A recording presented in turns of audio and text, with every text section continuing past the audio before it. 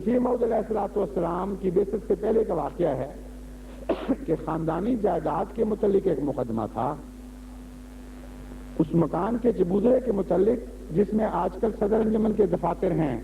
اب تو پتہ نہیں وہاں ہیں کہ نہیں، کیوں نہیں؟ میں اسی میں مثال اب بھی وہی ہیں صدر انجمن کے دفاتر جہاں ناظر اعلیٰ کا دفتر ہوتا تھا. تو اس مکان کی بات ہے جو پرانے لوگ جنہوں نے دیکھا ہوا ہے صدر انجمن کے دفاتر وہاں ہوا کرتے تھے. اس چبوترے کی زمین دراصل ہمارے خاندان کی تھی. یہ حضرت مسلم موعود لکھ رہے ہیں واقعہ، مگر اس پر دیرینہ قبضہ اسی گھر کے مالکوں کا تھا. حضرت مسیح موعود علیہ السلام کے بڑے بھائی صاحب نے اس کو حاصل کرنے کے لیے مقدمہ چلایا، اور جیسا کہ دنیا داروں کا قاعدہ ہے جب زمین وغیرہ کے متعلق مقدمہ ہو تو اپنا حق سمجھتے ہوئے وہ سچ جھوٹ ملا دیا کرتے ہیں. اس پر گھر کے مالکوں نے یہ امر پیش کر دیا کہ ہمیں کسی دلیل کی ضرورت نہیں، ان کے چھوٹے بھائی کو بلوا لیں ایک دفعہ، پھر وہ جو کہیں گے ہم مان جائیں گے. چنانچہ حضرت مسیح موعود علیہ السلام کو عدالت نے طلب کر لیا.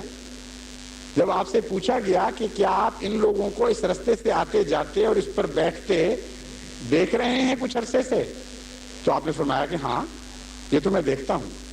اس پر عدالت نے ان کے حق میں فیصلہ دیا.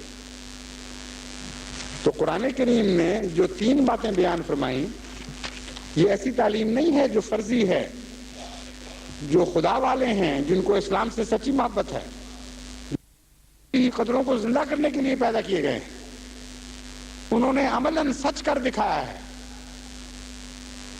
احمدی بھی اسی مسیح موعود کے غلام ہیں اور اسی کے اوپر ایمان لائے ہیں.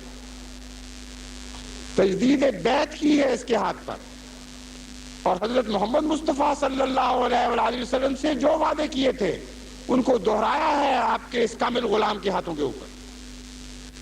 کیا آپ ہٹ جائیں گے اس تعلیم سے؟ کیا آپ نظر سے اوجھل کر دیں گے اس تعلیم کو؟ وہ تعلیم جو 1300 سال کے بعد پھر زندہ کی گئی تھی، اگر آپ نے مٹنے دیا تو خدا آپ کو کبھی معاف نہیں کرے گا.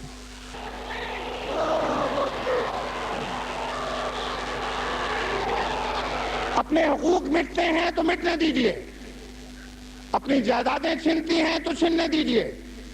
آج اسلام کی زندگی آپ سے یہ مطالبہ کرتی ہے کہ اسلام کے نام پر ہر موت قبول کر لیں، لیکن محمد مصطفیٰ کے دین کو نہ مرنے دیں، نہ مرنے دیں، نہ مرنے دیں.